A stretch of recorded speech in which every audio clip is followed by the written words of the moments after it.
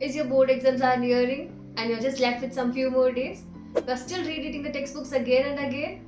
And I'm very pretty much sure that you're not in a good smarter way.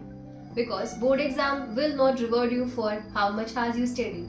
They reward you for how well you have understood the exam patterns. So today I'll break down a 15-day revision strategy based on how CBSE actually sets your question paper. Some of you people were revising on a random chapters. But remember one thing, CBSE will not concentrate on a random chapters, right? Some chapters carry more weightage. Some questions repeat every year. But what are you actually doing? You are just equally concentrating on all chapters, right? How come this works? This is just like preparing for a cricket match without knowing the pitch. That's where marks are lost. The smartest students won't start with the textbooks. They start with the PYQs, which we call them as previous year question paper. Take the last 5 years question paper and do a self-analyzation.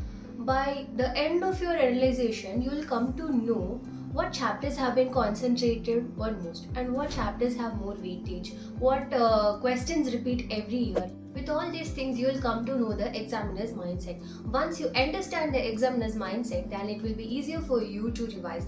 Then later your revision will be a focused one, not a random one. The next mistake that you people were doing is taking a random chapter for a revision. Remember, this kills your confidence and your consistency level too. Instead, you can split your chapters into 3 divisions like easy chapter, a moderate one and a difficult one. Complete the easy chapter first. For example, if the environmental chapter is more easy, you feel like complete the environmental chapter in a first, so that will build you a confidence level to go in further way. Then you can go for your moderate level chapters like life process. Once you're done on that, you can then move to your difficult chapters like electricity. I feel that to be very difficult. Same for you too, I feel like. This kind of approach on the chapters will build you a confidence level, which will be directly ending up in building a consistency level too. Reading and revising for a very long hours may feel like that you are studied, but that's not the actual truth. You know what's the truth is? Practicing. Practice is what actually improves your score.